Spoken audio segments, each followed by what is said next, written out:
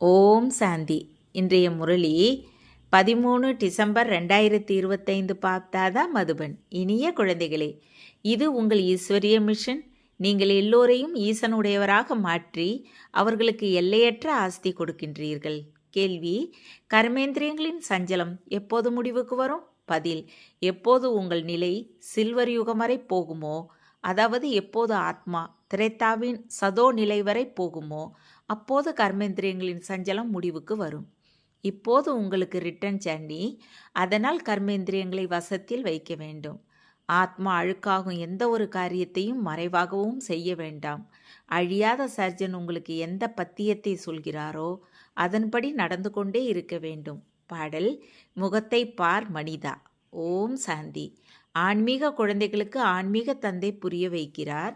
குழந்தைகள், நீங்கள் மட்டுமல்லாமல் யாரெல்லாம் பிரஜா பிதா பிரம்மாவின் வாய் வம்சாவளி ஆன்மீக குழந்தைகளோ அவர்களுக்கும் தெரியும். பிராமணர்கள் நமக்கே தந்தை புரிய வைக்கிறார். முதலில் நீங்கள் சூத்திரர்களாக இருந்தீர்கள், பிறகு பிராமணர்களாகி இருக்கிறீர்கள். தந்தை வர்ணங்களின் கணக்கையும் புரிய வைத்திருக்கிறார். உலகில் வர்ணங்களையும் புரிந்து கொள்ளவில்லை, சும்மா பாடுகின்றார்கள். இப்போது நீங்கள் பிராமண வர்ணத்தில் இருக்கின்றீர்கள், பிறகு தேவதா வர்ணம் ஆவீர்கள். இந்த விஷயம் சரியா என்பதை சிந்தித்து பாருங்கள். நீங்களே முடிவெடுங்கள். நான் சொல்லும் விஷயத்தை கேளுங்கள், பிறகு ஒப்பிடுங்கள்.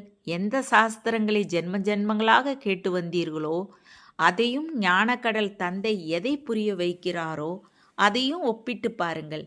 சரி எது? பிராமண தர்மத்தை, அதாவது குலத்தை முற்றிலும் மறந்துவிட்டார்கள். உங்களிடம் சரியான விராட ரூப சித்திரம் இருக்கிறது, அதை வைத்து புரிய வைக்கப்படுகிறது. மற்றபடி இத்தனை கைகளை உடைய சித்திரங்களை செய்திருப்பது, தேவிகளுக்கு ஆயுதங்கள் போன்றவற்றை கொடுத்திருப்பது எல்லாம் தவறு. இவை பக்தி மார்க்க சித்திரங்கள். இந்த கண்களால் எல்லாவற்றையும் பார்க்கின்றார்கள், ஆனால் புரிந்து கொள்ளவில்லை. யாருடைய தொழிலையும் அறியவில்லை. இப்போது ஆத்மாக்கள் உங்களுக்கு உங்கள் ஆத்மாவை பற்றி தெரிந்துவிட்டது. மேலும் 84 பிறவிகளை பற்றியும் தெரிந்துவிட்டது. தந்தை குழந்தைகள் உங்களுக்கு எப்படி கற்பிக்கிறாரோ அதே போல நீங்கள் பிறருக்கு புரிய வைக்க வேண்டும். சிவபாபா எல்லோரிடமும் போக மாட்டார். தந்தைக்கு நிச்சயம் உதவி செய்பவர் தேவை. அதனால் உங்களுடையது ஈஸ்வரிய மிஷன். நீங்கள் எல்லோரையும் ஈசனுடையவராக மாற்றுகின்றீர்கள். அவர் ஆத்மாக்கள் நமக்கு எல்லையற்ற தந்தை என்பதை புரிய வைக்கின்றீர்கள். அவரிடமிருந்து எல்லையற்ற ஆஸ்தி கிடைக்கிறது. லௌகீக தந்தையை எப்படி நினைவு செய்கிறார்களோ அவரை விட அதிகமாக பரலோக தந்தையை நினைவு செய்ய வேண்டும். லௌகீக தந்தையோ அற்ப காலத்திற்கு சுகம் கொடுப்பார். எல்லையற்ற தந்தை எல்லையற்ற சுகம் கொடுப்பார். இங்கே இப்போது ஆத்மாக்களுக்கு ஞானம் கிடைக்கிறது. 3 தந்தைகள் இருப்பது இப்போது உங்களுக்கு தெரியும்: லௌகீகம், பரலோகம் மற்றும் அலௌகீகம். எல்லையற்ற தந்தை அலௌகீக தந்தை மூலமாக உங்களுக்கு புரிய வைக்கிறார். இந்த தந்தையை யாரும் அறியவே இல்லை. பிரம்மாவின் வரலாறு யாருக்கும் தெரியாது. அவருடைய தொழிலையும் அறிய வேண்டும். சிவபாபாவிற்கும் ஸ்ரீ கிருஷ்ணருக்கும் புகழ் பாடுகின்றார்கள். மற்றபடி பிரம்மாவின் புகழ் எங்கே? ஞான அமிர்தத்தை கொடுக்க நிராகார தந்தைக்கு வாய் நிச்சயம் தேவை. பக்தி மார்க்கத்தில் தந்தையை ஒருபோதும் சரியானபடி நினைவு செய்ய முடியாது. இது சிவபாபாவின் ரதம் என்பது இப்போது உங்களுக்கு தெரியும், புரியும். ரதத்தையும் அலங்கரிக்கிறார்கள். அப்படி முகமதுவின் குதிரையும் அலங்கரித்தார்கள். குழந்தைகள், நீங்கள் எவ்வளவு நன்றாக மனிதர்களுக்கு புரிய வைக்கின்றீர்கள். நீங்கள் அனைவரையும் பெருமைப்படுத்துகின்றீர்கள். நீங்கள் இந்த தேவர்களாக இருந்தீர்கள், பிறகு 84 பிறவிகளை அனுபவித்து தமோ பிரதானமாக மாறியிருக்கிறீர்கள் என்று சொல்கிறீர்கள். இப்போது மீண்டும் சதோ பிரதானமாக மாற வேண்டும் என்றால் அதற்கு யோகம் தேவை. இருந்தும் அரிதாக சிலர் புரிந்து கொள்கிறார்கள். புரிந்து கொண்டால் மகிழ்ச்சியின் அளவு அதிகமாக வேண்டும். புரிய வைப்பவரின் மகிழ்ச்சி இன்னும் அதிகமாக வேண்டும். எல்லையற்ற தந்தையின் அறிமுகத்தை கொடுப்பது குறைந்த விஷயமா என்ன? அவர்களால் புரிந்து கொள்ள முடியவில்லை. நீங்கள் எல்லையற்ற தந்தையின் வாழ்க்கை வரலாறை சொல்கிறீர்கள். இது எப்படி முடியும் என்று கேட்கிறார்கள். குழந்தைகளே, இப்போது தூய்மையாகுங்கள் என்று தந்தை சொல்கிறார். ஏ பதித்த பாவனரே வாருங்கள் என நீங்கள் அழைத்தீர்கள் தானே. கீதையிலும் மன்மனா பவ என்ற வார்த்தை இருக்கிறது. ஆனால் அதன் விளக்கம் யாரிடமும் இல்லை. தந்தை ஆத்மாவின் ஞானத்தையும் எவ்வளவு தெளிவாக புரிய வைக்கிறார். எந்த சாஸ்திரத்திலும் இந்த விஷயங்கள் இல்லை. ஆத்மா புள்ளியாக இருக்கிறது, புருவ மத்தியில் ஸ்டாராக இருக்கிறது என்று சொல்கிறார்கள். இருந்தும் சரியானபடி யாருடைய புத்தியிலும் இல்லை. அதையும் அறிய வேண்டும். கலியுகத்தில் இருப்பது அன்ரைட்டியஸ். சத்தியுகத்தில் எல்லோரும் ரைட்டியஸாக இருப்பார்கள். எல்லா வழிகளும் இறைவனை சந்திக்கும் வழிகள் என பக்தி மார்க்கத்தில் மனிதர்கள் நினைக்கின்றார்கள். அதனால் நீங்கள் இங்கே ஏன் வந்திருக்கின்றீர்கள் என கேட்டு முதலில் படிவத்தை நிரப்ப சொல்கின்றீர்கள். அதை வைத்தும் நீங்கள் எல்லையற்ற தந்தையின் அறிமுகத்தை கொடுக்க வேண்டும். ஆத்மாவின் தந்தை யார் என்று கேட்கிறீர்கள். சர்வவியாபி என்று சொன்னால் எந்த அர்த்தமும் வருவதில்லை. எல்லோருக்கும் தந்தை யார்? இதுதான் முக்கிய விஷயம். அவரவர் வீடுகளிலும் நீங்கள் புரிய வைக்க முடியும். ஓரிரு முக்கிய சித்திரங்களான ஏணிப்படி, திரிமூர்த்தி, கல்பமரம் ஆகியவை அவசியம். மரத்திலிருந்து நமது தர்மம் எப்போது ஆரம்பமானது? இந்த கணக்குப்படி நாம் சொர்க்கத்திற்கு போக முடியுமா என்பதை எல்லா தர்மங்களை சேர்ந்தவர்களும் புரிந்து கொள்ள முடியும். யார் பின்னால் வருவார்களோ அவர்கள் சொர்க்கத்திற்கு போக முடியாது. மற்றபடி சாந்திதாமத்திற்கு போக முடியும். எந்தெந்த தர்மங்கள் பின்னால் வருமோ அவற்றின் ஆத்மாக்கள் மேலே சென்று இருக்கும் என்பது மரத்திலிருந்தும் மிக தெளிவாக தெரிகிறது. உங்கள் புத்தியில் முழு அஸ்திவாரமும் போடப்படுகிறது. ஆதி சனாதன தேவி தேவர் தர்மத்தின் மரக்கன்று நடப்பட்டு இருக்கிறது. பிறகு மரத்தின் இலைகளையும் நீங்கள் உருவாக்க வேண்டும். இலை இல்லாமல் மரம் இருப்பதில்லை. அதனால் பிறரை தனக்கு சமமாக மாற்றுவதற்கு முயற்சி செய்ய வைத்து கொண்டே இருக்கிறார். மற்ற தர்மத்தவர்களுக்கு இலைகளை உருவாக்க வேண்டியதில்லை. அவர்கள் மேலிலிருந்து வருவார்கள், அஸ்திவாரத்தை போடுவார்கள், பின்னர் இலைகள் மேலிருந்து வந்து போகின்றன. நீங்கள் மரத்தின் வளர்ச்சிக்காக இந்த கண்காட்சி போன்றவற்றை நடத்துகின்றீர்கள். இதனால் இலைகள் தோன்றுகின்றன. பிறகு புயல் வீசும்போது விழுகின்றன, வாடுகின்றன. இங்கே ஆதி சனாதன தேவி தேவர் தர்மத்தின் ஸ்தாபனை ஏற்படுகிறது. இதில் சண்டை போன்றவற்றிற்கு எந்த விஷயமும் இல்லை. தந்தையை மட்டும் நினைவு செய்ய வேண்டும், செய்ய வைக்க வேண்டும். யாரெல்லாம் படைப்போ அவர்களை விட்டுவிடுங்கள் என நீங்கள் எல்லோருக்கும் சொல்கிறீர்கள். படைப்பிடமிருந்து ஒருபோதும் ஆஸ்தி கிடைக்க முடியாது. படைக்கும் தந்தையே நினைவு செய்ய வேண்டும். மற்ற யாருடைய நினைவும் வரக்கூடாது. தந்தையின் உடையவர் ஆன பிறகு, ஞானத்திற்கு வந்த பிறகு அப்படி ஏதாவது செயலை செய்தால் அதன் சுமை தலையில் அதிகம் ஏறும். தந்தை தூய்மையாக வருகிறார். பிறகு அப்படி ஏதாவது காரியத்தை செய்தால் இன்னும் பதித்தமாவீர்கள். அதனால் அப்படி நஷ்டம் ஏற்படும். எந்த காரியத்தையும் செய்யாதீர்கள் என்று தந்தை சொல்கிறார். அதனால் தந்தையின் பெயர் கெடும். விகர்மம் அதிகமாகும்படி எந்த காரியத்தையும் செய்யாதீர்கள். பத்தியமும் வைக்க வேண்டும். மருந்து சாப்பிடும்போது பத்தியமும் கடைபிடிக்கப்படுகிறது. நீங்கள் புளிப்பான எதையும் சாப்பிடக்கூடாது என்று டாக்டர் சொன்னால் அதை கேட்க வேண்டும் தானே. கர்மேந்திரியங்களை வசப்படுத்த வேண்டும். ஒருவேளை மறைவாக சாப்பிட்டு கொண்டே இருந்தால் பிறகு மருந்து சரியாக வேலை செய்யாது. இதை ஆசை என்று சொல்கிறார்கள். இதை செய்யாதீர்கள் என தந்தையும் அறிவுரை தருகிறார். அவர் சர்ஜன். பாபா மனதில் அதிக எண்ணங்கள் வருகின்றன என்று எழுதுகின்றார்கள். எச்சரிக்கையோடு இருக்க வேண்டும். அழுக்கான கனவுகள், மனதில் எண்ணங்கள் போன்றவை அதிகம் வரும். அதை கண்டு பயப்படக்கூடாது. சத்தியுக திரேதாவில் இந்த விஷயங்கள் இருக்காது.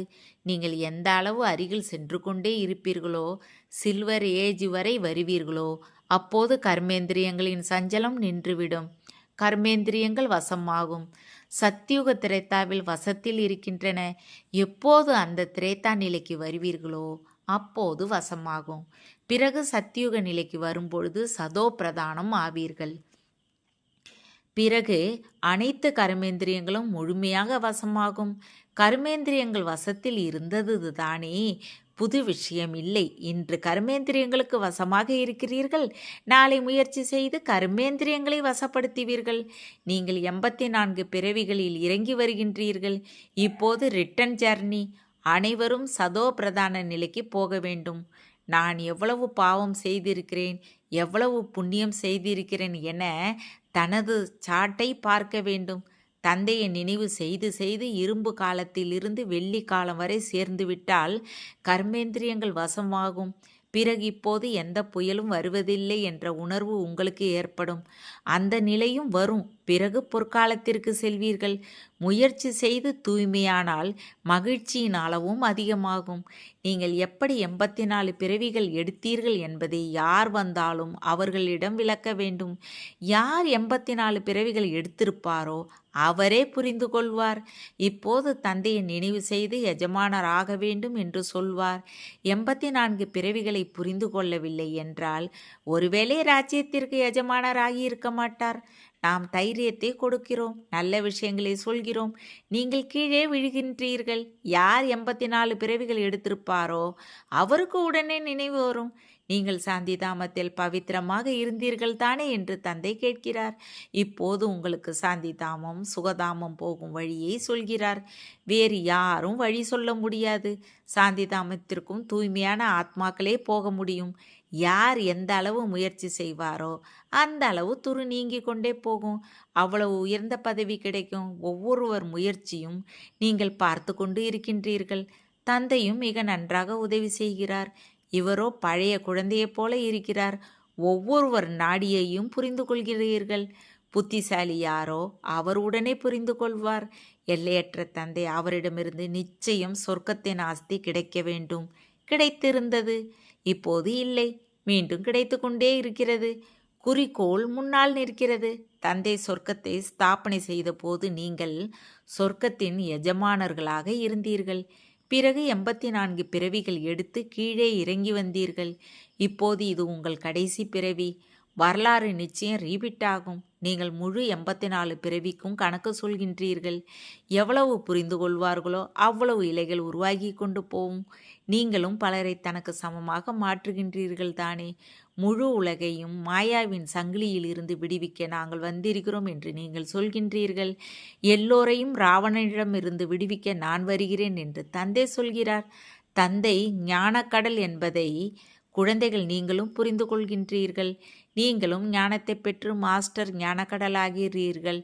ஞானம் வேறு, பக்தி வேறு. பாரதத்தின் பழைய ராஜயோகத்தை தந்தையே கற்பிக்கிறார் என்பது உங்களுக்கு தெரியும். எந்த மனிதரும் அதை கற்பிக்க முடியாது. எனினும் இந்த விஷயத்தை எல்லோருக்கும் எப்படி சொல்வது? இங்கே அசுரர்களின் தடைகள் அதிகம் ஏற்படுகின்றன. யாரோ குப்பைகளை போடுகிறார்கள் என முன்னால் நீங்கள் நினைத்தீர்கள். தடைகளை எப்படி ஏற்படுத்துகிறார்கள் என்பதை இப்போது புரிந்து கொள்கின்றீர்கள். Nothing new. கல்பம் முன்னரும் இது நடந்தது. உங்கள் புத்தியில் இந்த முழு சக்கரமும் சுற்றி கொண்டு இருக்கிறது. தந்தை நமக்கு சிருஷ்டியின் முதல் இடை கடைசியின் ரகசியத்தை புரிய வைக்கிறார். தந்தை நமக்கு லைட் ஹவுஸின் பட்டத்தை கொடுக்கின்றார். ஒரு கண்ணில் முக்தி தாமம், மற்ற கண்ணில் ஜீவன் முக்தி தாமம். நீங்கள் சாந்தி தாமத்திற்கு சென்று பிறகு சுகதாமத்திற்கு வர வேண்டும்.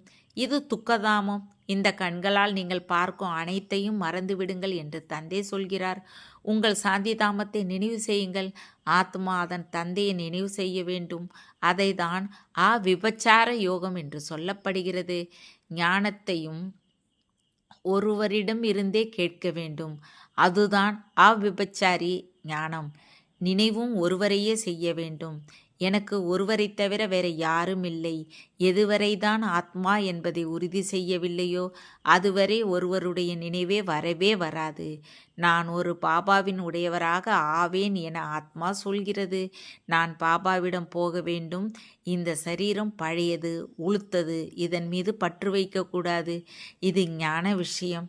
அதற்காக சரீரத்தை பராமரிக்கக்கூடாது என்பது இல்லை. இது பழைய தோல். இதை இப்போது விட வேண்டும் என்பதை மனதில் உணர வேண்டும். உங்களுடையது எல்லையற்ற சந்நியாசம். அவர்கள் காட்டுக்கு போகிறார்கள். நீங்கள் வீட்டில் இருந்தபடியே நினைவில் இருக்க வேண்டும். நினைவில் இருந்து இருந்து நீங்களும் சரீரத்தை விட முடியும். நீங்கள் எங்கே இருந்தாலும் தந்தையை நினைவு செய்யுங்கள். நினைவில் இருந்தால் சுய தரிசன சக்கரதாரி ஆனால் நீங்கள் எங்கே இருந்தாலும் உயர்ந்த பதவி பெறுவீர்கள். எந்த அளவு சுயமுயற்சி செய்வீர்களோ அந்த அளவு பதவி பெறுவீர்கள். வீட்டில் இருந்து கொண்டே நினைவு யாத்திரையில் இருக்க வேண்டும். இப்போது கடைசி ரிசல்ட் வெளிவர கொஞ்ச நேரம் இருக்கிறது. பிறகு புது உலகமும் தயாராக வேண்டும். இப்போது கர்மாதீத் நிலை ஏற்பட்டால் சூட்ச்ம வதனத்தில் இருக்க நேரிடும். சூட்ச்ம வதனத்தில் இருந்தாலும் பிறகு பிறவி எடுக்க நேரிடும். போக போக உங்களுக்கு எல்லாம் காட்சியாக கிடைக்கும். நல்லது. இனிமையிலும் இனிமையான காணாமல் போய் கண்டெடுக்கப்பட்ட செல்ல குழந்தைகளுக்கு தாய் தந்தை பாப்தாதாவின் அன்பு நினைவுகள் மற்றும் காலை வணக்கம். ஆன்மீக குழந்தைகளுக்கு ஆன்மீக தந்தை நமஸ்காரம். ஆன்மீக தந்தைக்கு ஆன்மீக குழந்தைகளின் அன்பு நினைவுகள் மற்றும் நமஸ்காரம். தாரணைக்கான முக்கிய சாரம். 1. ஒரு தந்தை சொல்வதை மட்டும் கேட்க வேண்டும். ஒருவரின் ஆவிபச்சார நினைவில் இருக்க வேண்டும். இந்த சரீரத்தை பராமரிக்க வேண்டும், ஆனால் அதன் மீது பற்று வைக்கக்கூடாது. 2.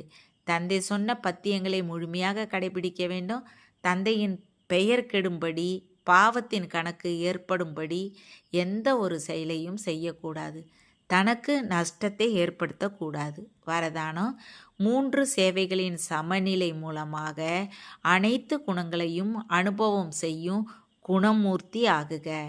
எந்த குழந்தை ஒவ்வொரு எண்ணம் சொல் செயல் மூலமாக சேவையில் இருப்பாரோ அவரே வெற்றி மூர்த்தி ஆவார்.